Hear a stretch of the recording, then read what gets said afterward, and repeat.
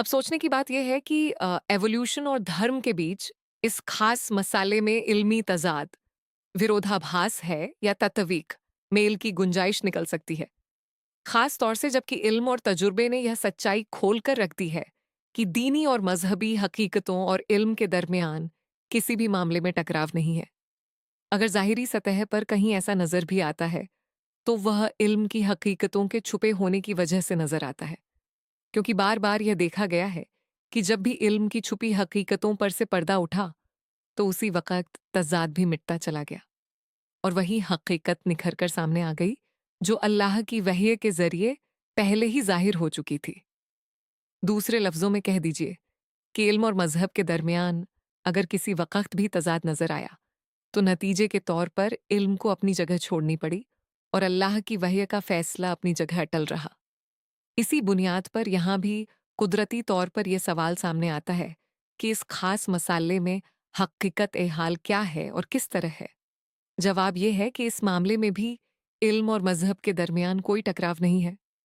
अलबत्ता ये मसला चूंकि बारीक और गूढ़ बातें अपने भीतर समेटे हुए हैं, इसलिए यह हकीकत हमेशा नज़रों में रहनी चाहिए कि पहला इंसान, जो मौजूदा इंसान की नस्ल का बाबा आदम है, चाहे तरक्की इवोल्यूशन के नज़रिए के मुताबिक दर्जा बेदर्जा इंसानी शक्ल तक पहुंचा हो, या पैदाइश की शुरुआत ही में इंसानी शक्ल में वजूद में आया हो। इल्म और मजहब दोनों का इस बात पर इत्तिफाक, सहमति है कि मौजूदा इंसान ही इस कायनात की सबसे बेहतर मखलूकत है और अकगलफ सूझबूझ वाला यही ढांचा अपने अमल और किरदार के लिए जवाबदेह है और दस्तूर व कानून का मुकल्लफ है।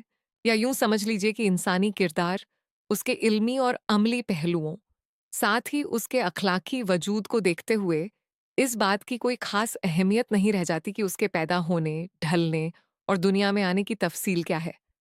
बल्कि अहमियत की बात यह है कि क्या इस पैदा की हुई दुनिया में उसका वजूद यूं ही बेमतलब और बेमकसद है, या उसकी हस्ती अपने भीतर बहुत बड़ा मकसद लेकर वजूद में आई है।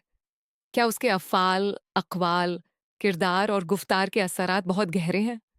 क्या उसकी मादी और रूहानी कुदरतें सब की सब बेकार और बेनतीजा हैं? या क़ीमती फलों से लदी हुई और हिकमत से भरी हुई हैं?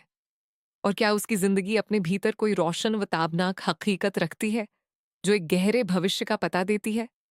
क्या उसका माज़ी और हाल उसके मुस्तक़बिल से बेखबर है?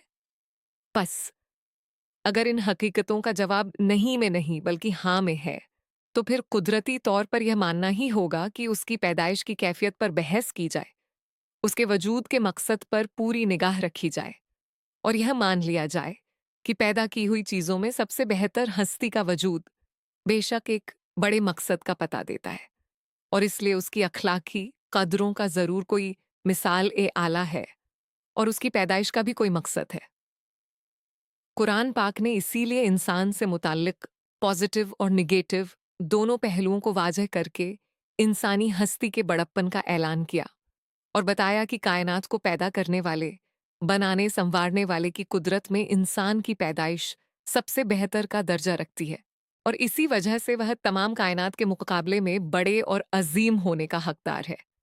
अपने कामों और तरीकों की वजह से वही अल्लाह की अमानत का अलंबरदार होकर अल्लाह की ज़मीन का खलीफा बनने का हक रखता है। और जब ये सब कुछ उसमें मौजूद है, तो फिर ये कैसे मुमकिन था कि उसकी हस्ती को यूं ही बेमकसद और बेनतीजा छोड़ दिया जाता। ज़रूरी था कि अकगलफ शौर के इस पैकर को तमाम कायनात में नुमायां बनाकर उसे नेकी और बुराई की तमीज़ अता की जाए और बुराई से परहेज़ तथा भलाई को अपनाने का मुकल्लफ बनाया जाए। गरज कुरान मजीद की याद दहानी, उसकी दावत, भलाई का हुक्म, बुराई से रोकना, रुश्द व हिदायत का पैगाम, इन सब का मुखातब और शुरुआत से आखिर तक का महवर व मरकज़ सिर्फ यही हस्ती है जिसे इंसान कहा जाता है। और यही वजह है कि कुरान ने पहले इंसान की पैदाइश की कैफियतों और तफसीलों को नज़रअंदाज करके उसके शुरू और आखिर, यानी उसके मकसद और अंजाम को असली अहमियत दी है।